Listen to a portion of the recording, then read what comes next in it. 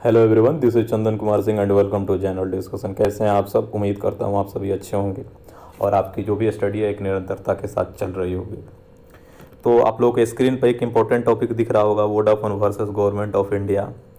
एक बहुत ही important news आई है और उसमें गवर्नमेंट ऑफ इंडिया और वोडाफोन के बीच में एक केस चल रहा था बहुत पहले से, लगभग मान के चलिए कि 2014 से, लेकिन ये मामला 2007 से ही है और 2014-15 से चलते हुए अभी 2020 में इसका रिजल्ट आ गया है और इसमें गवर्नमेंट ऑफ इंडिया को हार मिली है। तो क्या है कहानी, ऐसा क्या हुआ ताकि एक मामला इंडिया के कोर्ट से नीदरलैंड चली गई?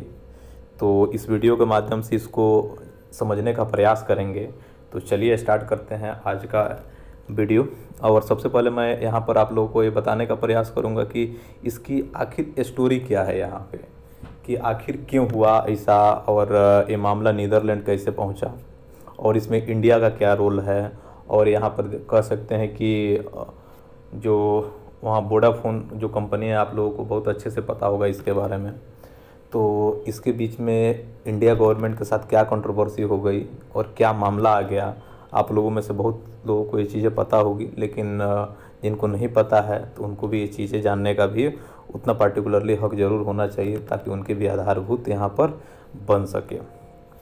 तो देखिए, मामला है 2007 का। 2007 का अगर मैं बात करूँ, मामला है आपका 2007 का। तो एक कंपनी थी, अगर आप लोगों को याद हो, हच, एक कंपनी थी हच।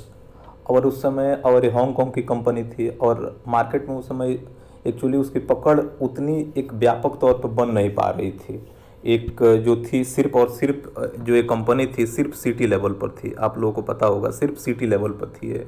जबकि आप अगर मैं बात करूं, रूरल एरिया जो होते हैं, जो भी रूरल एरिया हैं, रूरल एरिया पर ये क्या हुआ था, ये पहुंच नहीं पाई थी आपकी जो हज कंपनी है। और जब वो वहाँ पर नहीं पहुँच पाई थी तो इसकी कंपनी का एक लॉसेस होना प्रारंभ हो गया था। और जब लॉस होना प्रारंभ हो गया था यहाँ पे, तो उसके बाद कोई भी कंपनी है जब लॉस होना प्रारंभ हो जाता है तो उसके साथ समस्याएं आने लगती है। उसके पास से गवर्नमेंट जो थी उसमें अपना टैक्स इंक्रीज करना स्टार्ट कर दिया था गवर्नमेंट ने। जब टैक्स इंक्रीज करना स्टार्ट किया तो एक तो पहले से लॉसेस झेल ही रही है, उसके बाद क्या हुआ कि अगली समस्या ये हो गया कि उसके बाद से टैक्स झेलना कंपनी के लिए मुश्किल होने लगा। अब उसके बाद एक प्रॉब्लम ये आया वहाँ पे कि जब हज कंपनी ने एक प्लान किया कि हम इसको सेल करें। जब हज कंपनी ने क्या किया कि सेल के लिए उन्होंने मार्केट में इसको लॉन्च कर दिया, ठीक है। तो जब मार्केट में जब वहाँ पर हज ने सेल करने के लिए मार्केट के लिए जब ओपन द्वार किया तो वहाँ पर बहुत सारे कंपनी आई। उसमें एक कंपनी थी आपकी वोडाफोन, एक वोडाफोन कंपनी थी। और इनकी जो थी डिबेट शुरू हो गई और फाइनली ये हुआ कि इन लोगों ने एक प्लान बन गया इसका हज का कि अब जो इनको जो क्या बोलते हैं, जो इनको जो सेल करना है, अब इनको सेल करना है आपको वोडाफोन को, ठीक है। लेकिन अब मामला ये हुआ कि इसको डील को कैसे किया जाए। तो मामला ये हुआ कि जितने भी सारे डिबेट हो रही थी, ये डिबेट हो रहा था इंडिया से बाहर, इंडिया के अंदर नहीं, इंडिया के बाहर। और इंडिया के बाहर कहाँ हो रहा था उसको समझने का प्रयास करते हैं। यहाँ पे देखिए, अगर मैं मैप के माध्यम से आप लोग को समझाने का प्रयास करूँ तो ये आपका मैक्सिको है, यूएसए के पास। और यहाँ पर आप देखिएगा नॉर्थ अमेरिका के साथ जुड़ा हुआ है फ्लोरिडा, ठीक है। और इस दोनों के बीच में एक छोटी सी आइलैंड है, आइसलैंड जिसको बोलते हैं, एक आइसलैंड है जिसका नाम मैं यहाँ पर बताने का आप लोगों को प्रयास करता हूँ उसका। और उस सेमेंट उसका आइसलैंड का नाम है वहाँ पे। और बहुत ही मतलब छोटी द्वीप है और वहाँ पर एक नहीं होता है कि चर्चित आइसलैंड ये नहीं है। तो जो सेमेन आइसलैंड है वहाँ पे, ये वोडाफोन और हज का क्या हुआ, वहाँ पर मीटिंग हुआ यहाँ पर कि वोडाफोन ने कहा कि हज को कि हम आपकी कंपनी को ख़रीद रहे हैं। तो इनकी प्लान जो थी वो डील क्लियर हो गई। और जो इनकी डील जो क्लियर हुई उस समय, वो डील लगभग मान के चलिए वहाँ पर 11 बिलियन डॉलर की हुई। 11 बिलियन डॉलर की यहाँ पर इन लोगों की डील साइन हो गई वहाँ पे। तो यहाँ पर तभी ये हुआ कि गवर्नमेंट वहाँ पर ये सारी चीज़ें देख रही थी, गवर्नमेंट ऑफ इंडिया यहाँ पर देख रही थी कि आखिर चल क्या रहा है यहाँ पे। अब जैसे यहाँ पर ये हुआ कि जिसे मान लीजिए कि आपका हज है, हज कंपनी अपनी जो भी सेटअप थी उसने सेल किया और सेल करके वो वापस चली गई हांगकांग। ठीक है, हांगकांग वापस चली गई कंपनी। जब हांगकांग जब वापस चली गई कंपनी वहाँ पे, तब तो अब इसको तो फेस करना पड़ेगा किसको, जब ये फेस करना पड़ेगा आपको वोडाफोन को, वोडा को आपको फेस करना पड़ेगा।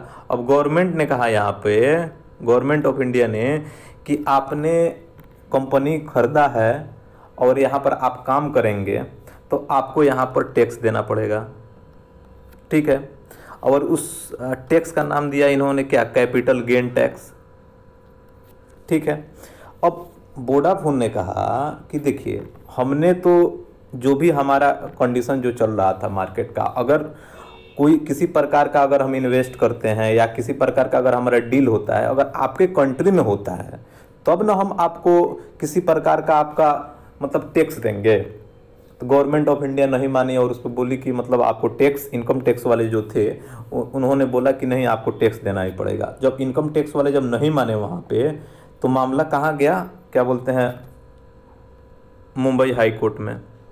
मुंबई हाई कोर्ट में जब मामला गया वहाँ पे, तो वहाँ पर Vodafone versus government of India, और वहाँ पर क्या हुआ कि केस जब दायर हुआ वहाँ पे, तो केस दायर होने के बाद ये हुआ कि जो वोडाफोन थी और जो गवर्नमेंट ऑफ इंडिया थी, जो वहाँ का जो क्या बोलते हैं कि जो जुडिशरी का जो वहाँ पर जो रिजल्ट आया, उन्होंने जो भी वहाँ पर जो अपना कह सकते हैं कि जो उन्होंने अपना फैसला जो सुनाया, वो फैसला था वो गवर्नमेंट ऑफ इंडिया के फेवर में। तो अब यहाँ पर कोर्ट ने क्या कहा, कोर्ट ने ये कहा कि ठीक है आपका डील जो हुआ है, मानते हैं कि आपका डील एब्रॉड में हुआ है, ठीक है, लेकिन अगर उस डील का अगर असर मानते हैं कि अगर इंडिया पर पड़ता है तो उस पर क्या लगेगा, उस पर टैक्स लगेगा।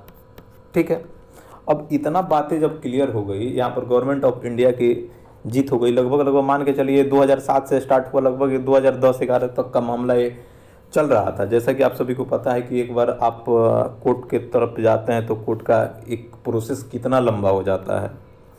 तो उसके बाद क्या हुआ कि जब यहाँ पर गया तो वोडाफोन ने क्या किया कि अब उनको सेटिस्फेक्शन नहीं मिला और वोडाफोन कहाँ चले गए, वोडाफोन चले गए आपका सुप्रीम कोर्ट। जब सुप्रीम कोर्ट गए यहाँ पर वोडाफोन, और जब सुप्रीम कोर्ट जब वहाँ पर गए तो सुप्रीम कोर्ट में फिर से क्या बोलते हैं केस हुआ, और केस में जो रिजल्ट दिया सुप्रीम कोर्ट ने, उसमें रिजल्ट दिया आपको कि उसमें वोडाफोन को, वहाँ वोडाफोन आपका जीत गया। यहाँ पर जब वोडाफोन जीत गया यहाँ पर, तो फिर गवर्नमेंट ऑफ इंडिया को एक नहीं होता है कि एक प्रकार का एक सदमा टाइप के समझ लीजिए कि क्यों, मतलब ऐसा कैसे हो सकता है यहाँ पे कि मतलब हमने जो फैसला लिया था वहाँ पर, जो मुंबई का जो हाई कोर्ट का ऑलरेडी फैसला आया हुआ ही था, और किसी भी कंट्री के बीच में अगर मानते हैं कि किसी अगर किसी प्रकार का अगर डील होता है, मानते हैं वहाँ पर अगर डील का कोई इफेक्ट अगर उसी कंट्री पर पड़ता है तो क्यों नहीं उस पर टैक्स लगाएंगे। अगर ऐसा नहीं होगा तो ठीक है, जितने भी मल्टीनेशनल कंपनी हैं, जितना भी डीलिंग होगा इंडिया में ट्रेड करेंगे और चले जाएंगे दूसरे कंट्री में, और वहाँ पर क्या करेंगे, वहाँ पर अपना एक डील कर लेंगे और बाहर से बाहर ही उनका सेटअप जो होगा वो राउंड टाइप से घूमता रहेगा। तो इससे क्या होगा कि गवर्नमेंट के पास टैक्स नहीं आएगी। जब गवर्नमेंट के पास टैक्स नहीं आएगी तो फिर इंक्रीमेंट कैसे होगा, कंपनी नहीं होगा कि एक डेवलपमेंट, एक कह सकते हैं कि एक पूरे तौर पर नहीं होता है कि पूरे तौर पर डेवलप करना स्टार्ट कर देंगे। वहाँ पे जब पूरे तौर पर जब डेवलप करना स्टार्ट कर देंगे तो फाइनली मान के चलिए यहाँ पे कि फाइनली यहाँ पर गवर्नमेंट को लॉस होगी। ये जो थॉट था ये गवर्नमेंट का था। तो उसके बाद क्या हुआ कि अब गवर्नमेंट ने भी कुछ प्लान किया कि अब देखो अब चुप रहने से तो काम चलेगा नहीं यहाँ पे। तो गवर्नमेंट ने क्या किया वहाँ पर, एक उस समय की अगर शायद आप लोगों को पता हो तो उस समय लगभग मान के चलिए कि 12-13 के आसपास की मैं बात कर रहा हूँ। तो उस समय आपका प्रणब मुखर्जी का आपने नाम सुना होगा, मिनिस्टर थे उस समय, और उन्होंने क्या किया, एक इनकम टैक्स एक्ट 1960 में अमेंडमेंट कर दिया। अमेंडमेंट करके इसमें आर्टिकल 9(1) में ये ऐड कर दिया कि अगर किसी भी कंट्री में, किसी भी कंट्री इन द सेंस मान लीजिए कि इंडिया में अगर किसी दूसरे कंट्री का, दो कंट्री के बीच में अगर किसी प्रकार का अगर ट्रेड संबंधी डील अगर इंडिया से बाहर होता है, अगर उसका इफेक्ट इंडिया पर पड़ता है तो उस पर टैक्स लगेगा। और कौन सा टैक्स लगेगा? CGT, कैपिटल गेन टैक्स लगेगा। अब यहाँ पर आप लोगों को कन्फ्यूजन हो रहा होगा कि आखिर ये कैपिटल गेन टैक्स क्या है, तो यहाँ पर थोड़ा समझ लेते हैं कैपिटल गेन टैक्स क्या है। देखिए, मानते हैं कि एग्जाम्पल के तौर पर समझने का प्रयास करेंगे। जैसे मानते हैं कि एक्स है कोई आदमी, उसने एक फ्लैट खरीदा जैसे 100 रुपये में, ठीक है। अब मानते हैं कि इसको 6 माह बाद या 1 साल बाद इसने सेल किया, तो मानते हैं कि इसका इंक्रीमेंट ज़्यादा हो गया और इसने सेल किया कितना, 300 में। तो अब इस 300 पर CGT क्या कहता है कि इस 300 पर गवर्नमेंट द्वारा जो भी 10%, 5% जितना भी होता है उस पर एक परसेंटेज लगता है, उसको बोलते हैं हम कैपिटल गेन टैक्स। और वहीं गेन टैक्स मतलब गवर्नमेंट का कहने का मतलब ये था कि वहाँ पर जो भी टैक्सेस होंगे, मतलब यहाँ पर अगर मानते हैं कि वोडाफोन ने हच कंपनी को ख़रीदा है यहाँ पे, तो जब खरीदने के बाद क्या सिचुएशन है यहाँ पे कि आपने अपना डेवलपमेंट किया है, ठीक है ना। जब डेवलपमेंट किया है उस डेवलपमेंट पर आप टैक्स दीजिए ताकि आप में मोनोपोली ना हो आप में। तो एक कंडीशन वहाँ पर थी। जब उसके बाद जब मानते हैं कि जब ये क्या बोलते हैं IT एक्ट 1960 का जब पास हो गया यहाँ पे, तो उसके बाद प्रॉब्लम हो गया। और क्योंकि ये लगभग मान के चलिए लगभग 7500 करोड़ के आसपास का ये थी, मतलब इनको टैक्स देना था लगभग मान के चलिए उस समय, तो एक बड़ी अमाउंट थी उस समय के लिए। तो कंपनी देखिए, अब तो वोडाफोन है मानते हैं, ठीक है। तो वोडाफोन तो इंग्लैंड की कंपनी आपको पता है। तो इंग्लैंड क्या बोलते हैं, डायरेक्ट वोडाफोन जो इंडिया के अंदर में काम करती है वो डायरेक्ट ऑपरेट नहीं करती है इंडिया को। एक सब्सिडरी कंपनी को इन्होंने अपना प्रोजेक्ट दे रखा है, और वो कंपनी है क्या चीज़ की, नीदरलैंड की, ठीक है। और जब नीदरलैंड की कंपनी है, ठीक है, जब नीदरलैंड की कंपनी है तो जो कंपनी थी कंपनी ने अपने जो भी वहाँ पर गवर्नमेंट थी, गवर्नमेंट नीदरलैंड में अपना क्या कहा कि जा कर के कंप्लेन किया यहाँ पर कि इंडिया द्वारा कुछ मतलब नहीं होता है कि एक प्रकार का टैक्स लगाया जा रहा है, बढ़ाया जा रहा है। तो वहाँ पर क्या हुआ कि जो नीदरलैंड के जो भी मिनिस्टर थे वो इंडिया आए, और इंडिया आने के बाद उन्होंने क्या किया कि समझाया कि एक काम कीजिए आप लोग, आप टैक्स न लीजिए। मतलब बहुत सारे ऐसी बातें हुआ कि मतलब समझाने का प्रयास किया, लेकिन गवर्नमेंट नहीं मानी, और अंततोगत्वा ये हुआ कि वो मैटर ज़्यादा उलझ गया वहाँ पर। जब ज़्यादा मैटर जब उलझ गया तो नीदरलैंड ने सोचा कि ऐसे काम चलेगा नहीं। ये बात वहीं लगभग 2013-14 के आसपास की बात है। और उस समय उन्होंने क्या किया कि एक बायलैटरल ट्रेड एग्रीमेंट हुआ था नीदरलैंड और इंडिया के बीच में।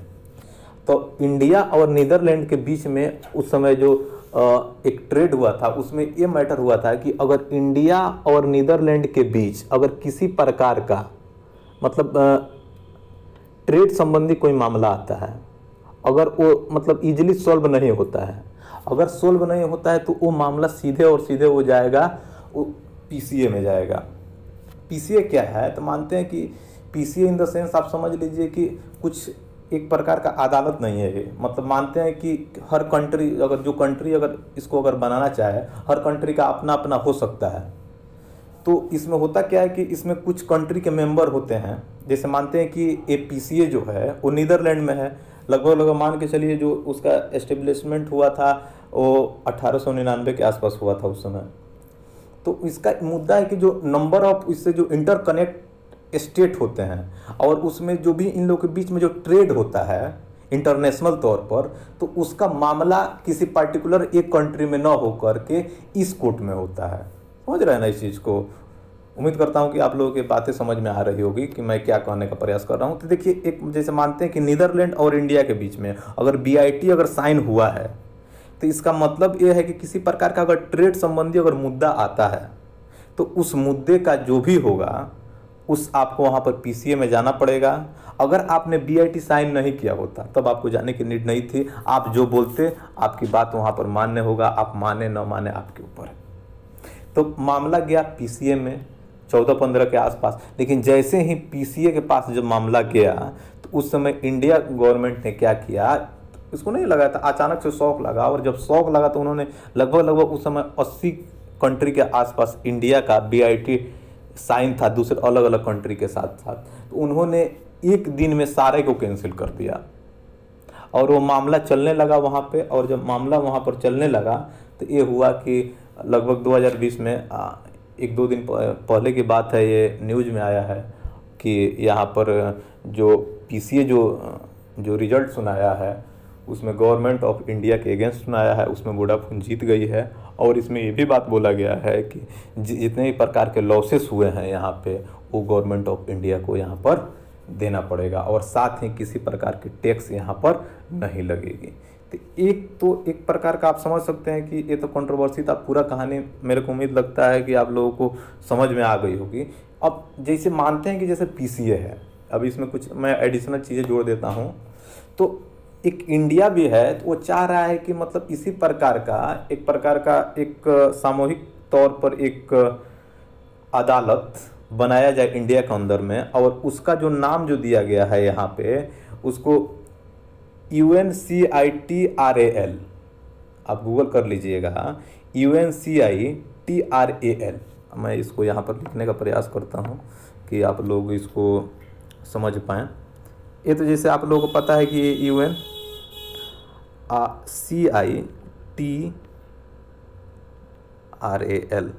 अब इसका जो बिल था वो ऑलरेडी यहाँ पर संसद में आ चुका है आपका। जब संसद में आ चुका है आपका बिल, लोकसभा में आपका आ चुका है, लेकिन अभी पास नहीं हुआ है, एक्ट नहीं बना है। और जब ये पास हो जाएगा तो जैसे PCA काम करता है उसी तरह आपका इंडिया का ये भी काम करेगा। तो अभी देखिए, अगर अभी कुछ इस पर अभी कह नहीं सकते हैं क्योंकि अभी बहुत सारा समस्याएं चल रही हैं हमारी कंट्री में, हमारी क्या वैश्विक तौर पर चल रहा है यहाँ पर। तो उसको थोड़ा सा समझने का प्रयास करेंगे कि अगर जैसे जैसे अगर इसमें किसी प्रकार का अगर चेंजेस अगर आएगा तो ऐसा उम्मीद करते हैं कि हम लोग कंट्री में भी इस प्रकार का एक सिस्टम देखने को मिले। अब थोड़ा सा जानने का प्रयास करते हैं कि एक आधारभूत समझ होना चाहिए हम लोगों को कि आखिर ये मामला हुआ, ये तो ठीक है, कहानी के तौर पर थी, लेकिन इसका असर इंडिया और वैश्विक तौर पर क्या पड़ सकता है, इसको स्टडी करने की नीड है। अब मानिए अब यहाँ पर क्या होगा कि जैसे अब इंडिया, अब मानते हैं कि इंडिया है यहाँ पे, अब इंडिया की जो छवि होगी, समझ लीजिए इस चीज़ को, जब छवि होगी तो क्या छवि को लेकर के FDI को लेकर के मैटर आएगा कि नहीं। अब मानते हैं कि किसी प्रकार का अगर समस्या यहाँ पर आता है तो अगर कोई भी कंपनी यहाँ इन्वेस्ट करने आएगी तो उसको ये चीज़ें तो समझ में आएगा ना कि यहाँ पर मतलब एक टैक्स के लिए जो इंडिया गवर्नमेंट होती है मतलब नहीं होता है, काफ़ी हद तक चली जाती है। तो एक प्रकार का आपका कह सकते हैं कि FDI में कमी देखने को मिल सकता है, समस्या आएगी, मतलब आपको बहुत काम करना पड़ेगा। ऑलरेडी हम लोग एक बहुत बड़े समस्या से जूझ रहे हैं, उसके बाद भी एक इस प्रकार की समस्याएं आ रही है यहाँ पे। उसके बाद कह सकते हैं कि जितने भी MNC कंपनी हैं, जिसको पहले भी इंडिया को डर था, अब MNC कंपनी क्या करेंगे, यहाँ तो केस हो गया है, देख लिए हैं, अब क्या करेंगे, किसी प्रकार जो डील होगा वो एब्रॉड में जाकर करेंगे। ठीक है, जब एब्रॉड में जाकर करेंगे तो एक प्रकार का जो भी एक टैक्सेस जो आता है, जो कैपिटल गेन टैक्स के तौर पर आप समझ सकते हैं, तो वो भी आपका गवर्नमेंट के हाथ से जा सकती है। उसके बाद कह सकते हैं जब अब आप कंट्री से बाहर बहुत सारी डील होगी तो इससे क्या होगा, आपका मनी लॉन्ड्रिंग होगा। जब आपका मनी लॉन्ड्रिंग बढ़ेगा तो राउंड ट्रिपिंग भी इंक्रीज होगा। उम्मीद करता हूं कि आपको मनी लॉन्ड्रिंग और राउंड ट्रिपिंग पता होगा। अगर आप लोगों को इसमें कोई डाउट होगा तो आप लोग कमेंट बॉक्स में इसमें पूछ सकते हैं। तो उसके बाद जैसे मैंने बता दिया, यहाँ पे एक और चीज़ें हम ये कह सकते हैं कि जैसे एक और प्रश्न यहाँ पर उठ सकता है, जैसे इंडिया के तौर पर एक और चीज़ यहाँ पर समझ लीजिए कि जो है यहाँ पर, वो चीज़ें पर एक क्वेश्चन मार्क बनता है, ठीक है ना, कि मतलब हम लोगों का जो हाई कोर्ट वगैरह होते हैं, जो भी होते हैं, उनका रिजल्ट किस फेवर में जाता है। एक नहीं होता है कि अगर किसी भी एब्रॉड की कंपनियां अगर आती है इंडिया में, तो उनको पहले से ही एक होगा माइंडसेट कि मतलब यहाँ पर एक फैसला तो एक टाइम से नहीं मिलता है, और दूसरा ये होता है कि मतलब गवर्नमेंट के फेवर में जाता है। मतलब हर मैटर सुप्रीम कोर्ट में तो नहीं जाएगा, कुछ मामला ऐसे भी होंगे जिसको आपको स्टेट लेवल हाई कोर्ट पर भी तो डील करना चाहिए। जैसे मानते हैं कंपनी का साइज छोटा है और किसी एक स्टेट में वह डील कर रही है, तो उस स्टेट में जाएगी तब ना उसको मतलब इजीली उसका कह सकते हैं कि जब उसको फैसला मिलेगा, उसका जो रिजल्ट मिलेगा, तो अपना जो भी व्यवसाय होगा वो अच्छा से कर पाएगी, जिससे आपका क्या होगा, ईज ऑफ डूइंग बिजनेस आपका क्या होगा, डिक्रीज होने का चांस बढ़ जाएगा।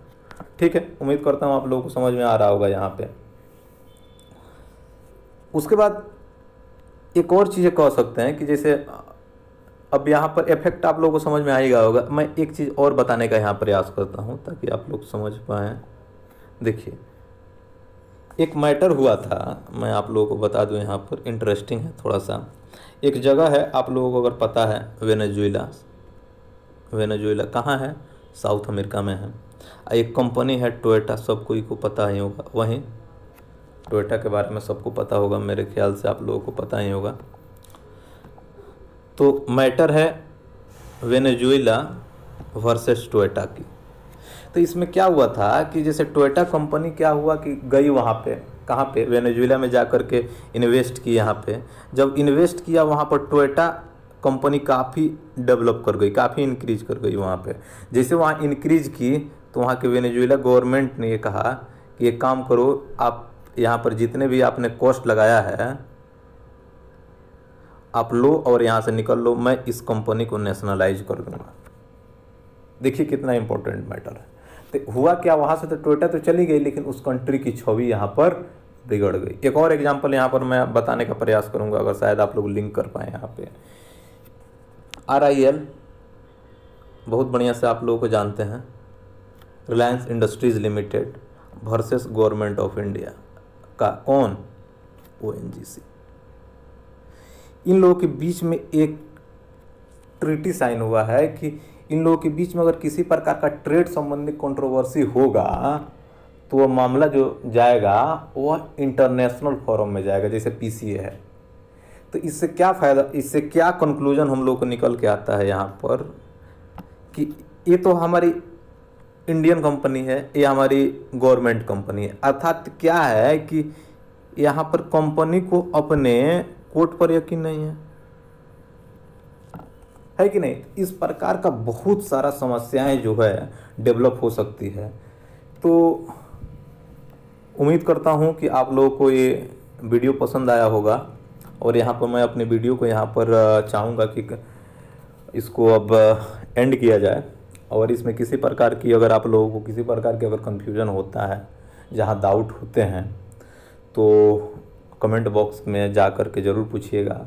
प्लीज़ आप लोगों से एक रिक्वेस्ट है कि आप लोग अगर वीडियो पसंद आता है तो प्लीज़ आप लोग उसको एटलीस्ट लाइक और कमेंट ज़रूर करें, ताकि इससे होता है कि मोटिवेशन जनरेट होता है। अगर मोटिवेशन होता है तो आदमी उस पर कुछ और काम करता है। थैंक यू, जय हिंद।